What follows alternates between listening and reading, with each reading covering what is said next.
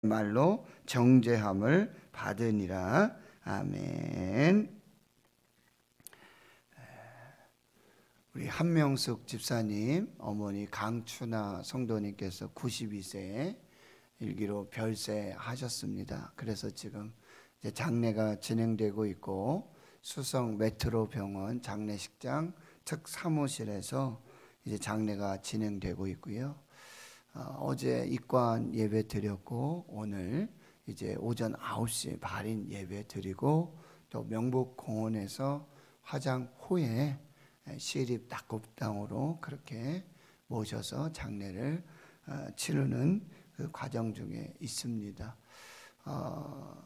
자녀가 이제 아드님 계시고 그 다음에 이제 딸이 한명숙 집사님인데 아드님은 지금 미국에 계세요. 그래서 또 그동안 이렇게 다녀가시고 왕래가 있으셨지만 지금 코로나 때문에 오셔도 뭐 2주간을 또 격리해야 되고 그런 피치 못할 사정들이 있으세요.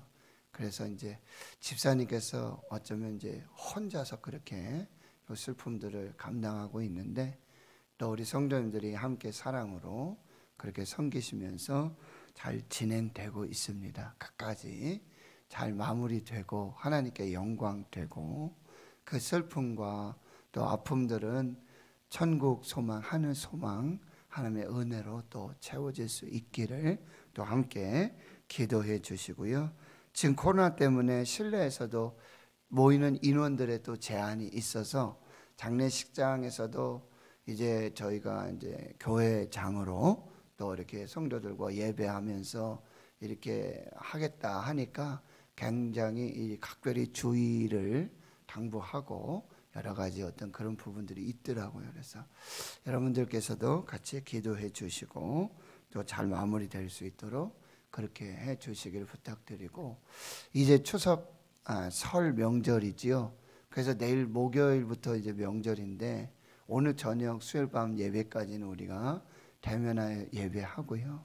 목요일부터 토요일까지는 새벽 예배 또 금요 라파 기도회는 가정에서 우리가 처소에서 흩어져서 삶의 자리에서 그렇게 예배하는 것으로 그렇게 진행하고 또 이제 주일 새벽부터 다시 성전에서 그렇게 예배할 수 있도록 하겠습니다. 이렇게 새벽마다 그래도 이 은혜 자리, 말씀의 자리, 기도의 자리 지켜주셔서 함께 현장에서 예배하고 또 이 새벽에도 또 온라인으로 비대면으로 또 가정에서 함께 예배하시는 분들이 있어요.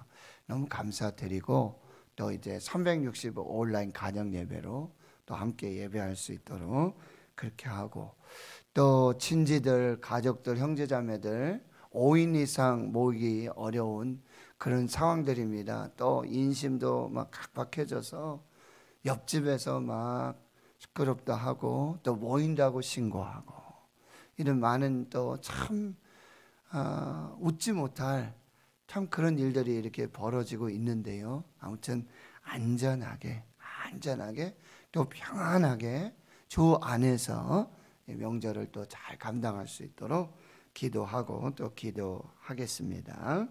이제 오늘 말씀 이 마태복음의 12장의 말씀은 여러분 11장에 수고하고 무거운 짐진 자들아 다 내게로 오라. 만왕의 왕이시고 만주의 주이시며 인류의 구원자 참 소망 되시는 예수 그리스도의 위대한 초청, 위대한 부르심으로 이제 마무리가 되어집니다. 그래서 예수 안에서의 참 쉼과 평안과 안식과 그리고 참 자유를 말씀해 주고 계시는 거죠.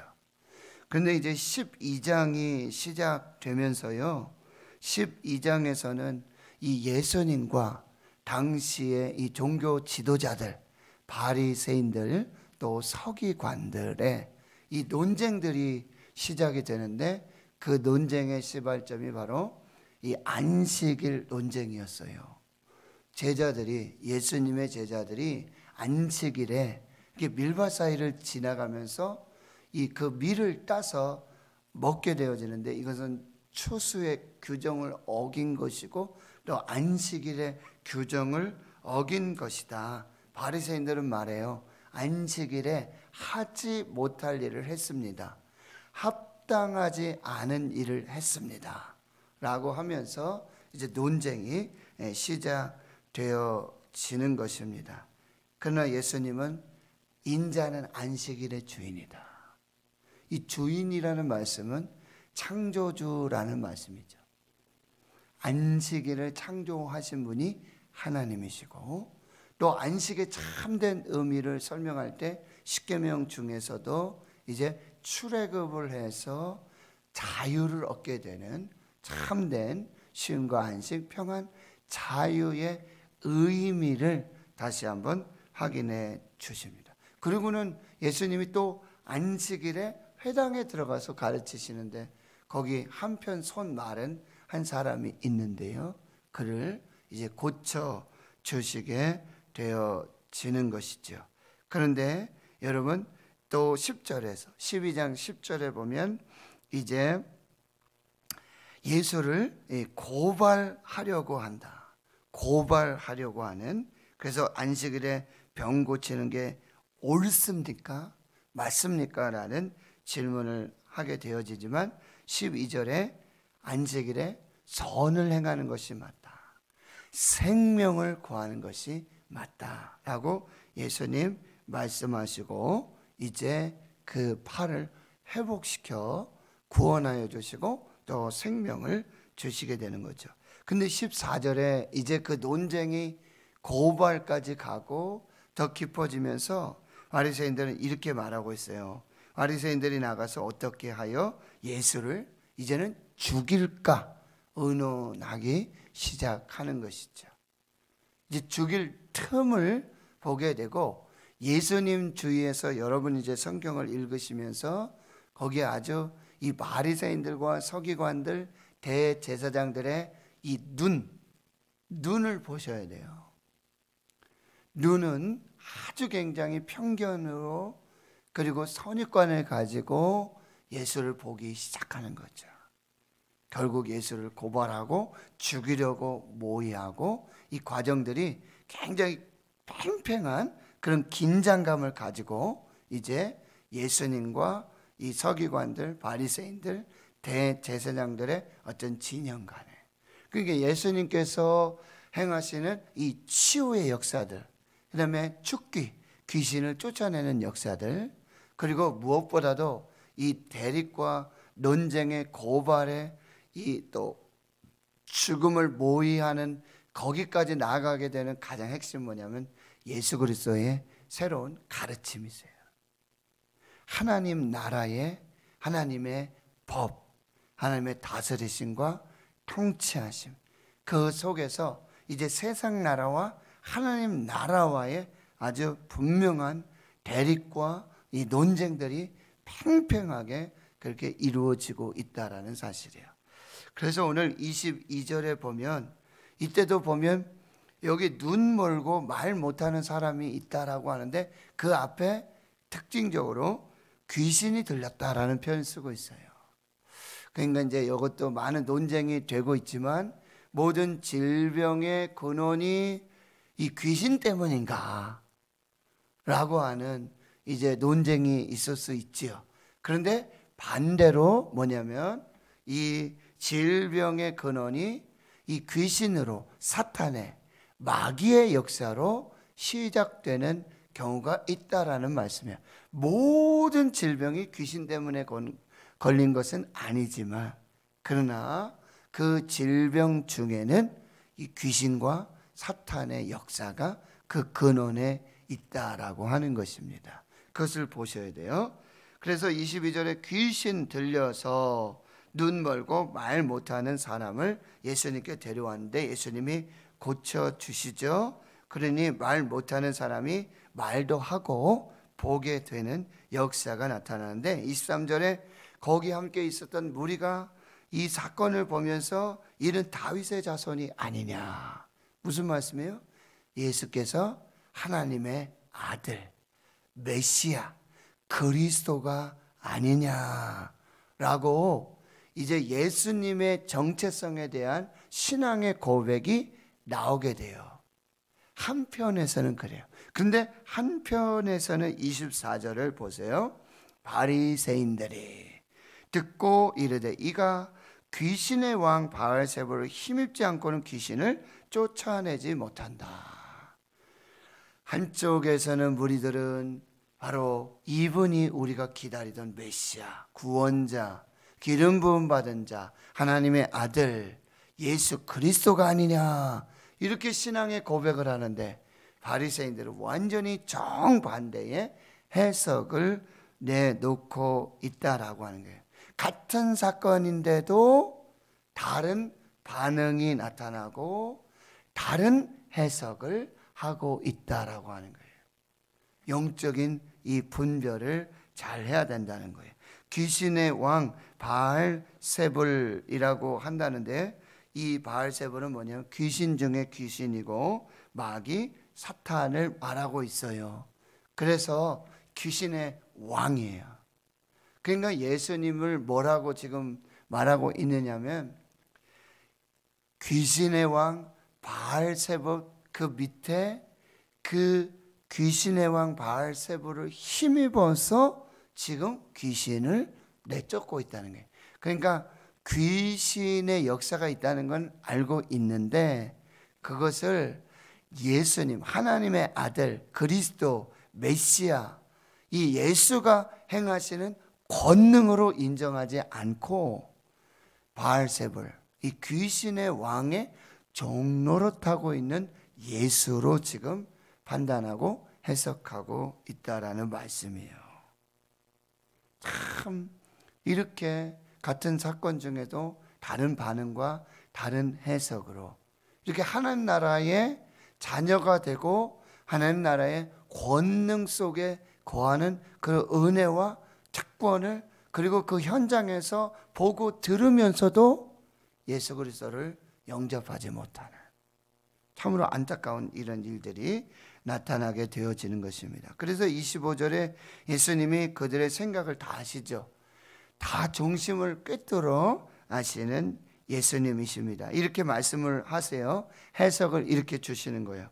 스스로 분쟁하는 나라마다 황폐해지고 스스로 분쟁하는 동네나 집마다 서지 못하는데, 만일 사탄이 사탄을 쫓아내면 스스로 분쟁하는 것이니 그리하고야 어떻게 그의 나라가 서겠느냐. 또 내가 바알세불에 힘입어 귀신을 쫓아내면 너희 아들들은 누구를 힘입어 쫓아내느냐. 그러므로 그들이 너희의 재판관이 되리라. 말도 안 된다는 소리죠. 사탄의 나라는, 세상의 나라는 어떤 나라예요? 스스로 분쟁하는 나라, 스스로 싸우는 나라, 분열하고 다투는 나라. 그러나 하나님의 나라는 하나가 되어지고 화평하고 연합하는 나라. 여러분, 대한민국에도 이념과 사상과 이데올리, 종교, 지금 정말 너무나 이게 동과 서과, 또 남과 북이, 좌와 우가 참 너무나 연약한 그런 상황입니다. 우리가 또 함께 기도해야 하는 것이죠. 그런데 예수님이 행하시는 것은 28절에 이렇게 말씀하세요. 그러나 내가 하나님의 성령을 힘입어서 귀신을 쫓아내는 것이면 하나님의 나라가 이미 너에게 임하였느니라. 이것은 하나님의 나라, 성령의 권능이고, 예수께서 그 하나님의 나라의 왕으로서 성령의 권능으로 귀신을 내쫓고 질병을 치유하고 그리고 가르치며 고치시면서 전파하시는 그 역사로 이미 하나님의 나라가 임하였다라고 선포하고 계시는 것입니다. 이제 우리는 하나님의 나라의 백성으로서 하나님의 성령의 권능을 인정하고 하나님의 다스리심과 통치하심 속에 하나 되고 연합하여서 하나님의 뜻을 이루어가는 그 귀한 역사의 삶을 살아야 한다라고 하는 것입니다. 그래서 예수님께서 29절에 다시 사람이 먼저 강한 자를 결박하지 않고서야 어떻게 그 강한 자의 집에 들어가 그 세간을 강탈하겠느냐. 결박한 후에야 그 집을 강탈하리라. 여기서 강한 자는 사탄을 말하고 있어요. 예수님께서 바로 강한 자, 사탄을 결박하고 그 세상 나라의 그 마귀의 사탄의 권세를 결박하고 이제 하나님의 나라를 세우실 것을 이제 말씀해 주시고 계시고요. 30절에 나와 함께 아니하는 자는 나를 반대하는 자요, 나와 함께 모으지 아니하는 자는 나를 해치는 자니라. 그리하시면서 31절의 이하에 모든 죄와 모독은 사하심을 얻되 성령을 모독하는 것은 사하심을 얻지 못하겠고, 이제 성령의 권능, 그리고 그 하나님의 나라의 권능의 역사, 성령을 모독하는 것은 사하심을 얻을 수가 없다. 하나님을 인정하지 않고 하나님의 나라의 성령의 권능, 그 역사를 인정하지 않고 모독하는 것은 이제 사하심을 얻을 수가 없다라고 말씀하시고요. 그 성령의 모독의 가장 핵심은 뭐냐면 말입니다. 말, 언어. 우리의 말로 성령을 모독하게 되어지면, 그 역사를 인정하지 않게 되면, 성령의 권능에 순종하지 않게 되면 바로 성령을 거역하는 것이다. 우리의 언어, 우리의 말을 다시 한번 살펴야 하는 것입니다. 32절 보시면요, 누구든지 말로, 말입니다. 언어입니다. 인자를 거역하면 사하심을 얻되 누구든지 말로 성령을 거역하면 이 세상과 오는 세상에서도 사하심을 얻지 못하리라. 말, 우리의 말, 우리의 언어. 이 말이 곧 뭐예요? 믿음이고요. 이 말이 곧 하나님의 나라, 성령의 권능을 고백하고 찬양하고 간증하고 증언하는 이 입술이 되어야 한다는 거예요. 말로 하나님의 나라가 임하고요, 하나님의 권능이 임하고요, 하나님의 역사가 나타나게 된다라고 하는 말. 그래 하면서 이제 비유를 또 하나 주시는데 33절에 나무도 좋고 열매도 좋다 하든지 나무도 좋지 않고 열매도 좋지 않다 하든지 하라. 그 열매로 나무를 아느니라. 이 나무는 어떤, 여기서 뭐 예수님이라고 근본적으로 우리가 해석할 수 있겠고요. 그 열매는 예수님의 말씀입니다. 그런데 바리새인들, 서기관들, 율법학자들, 대제사장들은 이 나무가 좋지 않아요. 그래서 그 나무의 열매, 즉 말의 언어가 좋은 열매가 아니라는 말씀이에요. 그 나무로 열매를 알게 된다고 하는 것이고, 결국 34절에 이 바리새인들, 나무도 좋지 않아요, 열매가 좋지 않아요. 그래서 예수님이 딱 정의하여 주시는 말씀은 독사의 자식이라는 거예요. 독사의 자식. 뱀들이 어떻게 합니까? 그 이슬을 먹고, 그죠? 그런데 뱀이 먹고는 그게 뭐가 돼요? 독이 됩니다. 독. 똑같은 물을 마시고 똑같은 이슬을 마시는데도 독사에게는 그게 뭐가 되냐면 독이 된다는 거예요. 이게 당시 바리새인들과 서기관들과 율법학자들과 대제사장의 모습이라고 한다는 것입니다. 독사의 자식들. 이 말의 열매, 이 언어에 성령을 거역하고 성령을 모독하고 성령의 권능을 인정하지 않고, 이것은 마치 독사가 독을 머금고 그렇게 행동하는 모습과 똑같다는 말씀이에요. 너희는 악하니 어떻게 선한 말을 할 수 있겠느냐? 너희 나무가 좋지 않은데, 이미 바탕이 좋지 않은데, 마음이 좋지 않은데 어떻게 그 입술에 선한 열매가 맺혀질 수 있겠느냐라고 말씀하시는 거예요. 마음에 가득한 것을 입으로 말하게 된다. 여러분, 우리의 언어가 곧 우리의 마음의 중심에 그 모든 것을 대변하고 있다라고 하는 거예요. 입술의 열매로 살게 되어지는 것입니다. 말 한마디 천냥빛을 갚는다 그러죠. 말 한마디로 사람 살립니다. 생명을 구원합니다. 참 우리가 이 혀의 권세 아래에서 이걸 잘 분별하셔야 되는데, 여러분 기본적으로 우리 마음의 중심에 있는 것이 우리 마음에 정말 선으로 가득 채워지게 되면, 마치 이 컵의 잔에 물을 따르게 되면요, 물을 따르게 되면 물이 컵을 다 채우고는 물이 넘쳐나게 되지 않습니까? 똑같아요. 우리 마음에 악이 쌓이고 우리 마음에 정말 이 성령을 모독하는 불평과 불만, 원망들이 쌓이게 되면 이게 쌓이고 이게 차고 이게 넘쳐서 그게 뭐예요?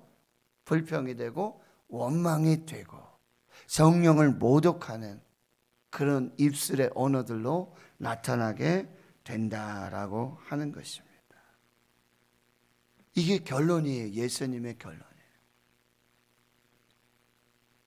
선한 사람은 그 쌓은 선에서 선한 것을 내고 악한 사람은 그 쌓은 악에서 악을 내느니라. 여러분, 우리 마음에 무엇을 쌓느냐가 중요해요. 무엇을 쌓고 있느냐가 중요합니다. 무엇을 쌓아야 한다고요? 선을 쌓아야 돼요. 감사를 쌓고 생명을 쌓고 은혜를 쌓고. 그런데 여러분, 이것을 우리가 잘 쌓아야 되고, 우리가 그렇지 않으면 선이 아니면 악을 쌓는 것이고, 생명이 아니면 사망을 쌓는 것이고, 은혜가 아니면, 감사가 아니면 불평을 쌓고 있다는 것을 여러분이 잘, 그냥 내 입술에서 한 불평의 한마디, 원망의 한마디 그냥 나왔구나, 이렇게 툭 무의식적으로 그렇게 할 수 있겠구나. 전혀 그렇지 않아요. 그게 우리 안에 쌓여 있었던 것입니다.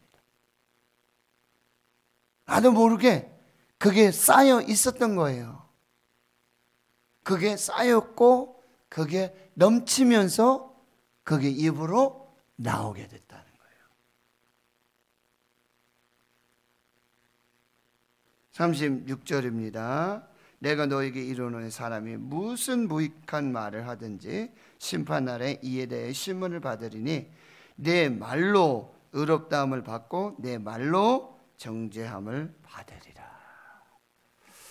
오늘 우리의 입술의 언어 다시 한번 파수꾼을 세우고요. 난 지금 무엇을 쌓고 있는가? 선을 쌓고 있는가? 악을 쌓고 있는가? 불평과 원망 쌓고 있는지, 감사를 쌓고 있는지 분별하는 법은 잘 한번 보세요. 내 입술에서 지금 어떤 말이 나오고 있는지. 그냥 하는 말이 아니라는 거예요. 쌓여 있어 넘침으로 나오는 말들이라는 거예요. 이걸 우리가 잘 분별하고 우리 입술에서 정말 감사, 찬양, 생명, 은혜, 소망, 믿음의 그 언어들로 오늘 우리가 하나님의 나라의, 하나님의 백성의 삶을 살고 하나님의 뜻을 이루고 하나님의 영광을 드러내는 저 여러분 되실 수 있기를 주의 이름으로 축원합니다. 하나님 감사합니다. 오늘도 말씀 앞에서 또 성령께서 주시는 세미한 음성 듣게 하시니 감사합니다. 하나님, 똑같은 사건을 보고 동일한 그런 역사를 보면서도 해석이 다르고 또 그 입술의 고백이 다릅니다. 하나님 아버지, 우리 마음에 선을 쌓게 하시고 감사, 찬양, 소망, 생명, 은혜, 믿음을 쌓아서 우리 입술을 통해서 하나님의 나라, 그 찬양과 감사, 믿음의 고백, 생명 살리고 은혜를 전하고 감사가 넘치는 그 복된 삶이 되도록 하나님 역사에 주시옵소서. 성령의 힘으로 살 것인지 바알세불의 힘으로 살 것인지 하나님 성령의 능력으로 하나님께서 다스리시는 그 하나님의 나라의 백성의 아름다운 삶을 사는 저희들 모두가 되게 하여 주시옵시고 오늘 우리의 입술의 열매를 통해서 하나님의 뜻을 이루고 하나님의 영광을 드러내는 복된 삶 되게 해 주옵소서. 이제는 우리 구주 예수 그리스도의 은혜와 하나님 아버지의 무한하신 사랑하심과 성령의 교통하심이 이제로부터 영원토록 함께 하시옵기를 간절히 축원하옵나이다. 아멘. 오늘 말씀을 또 기억하시며 함께 기도해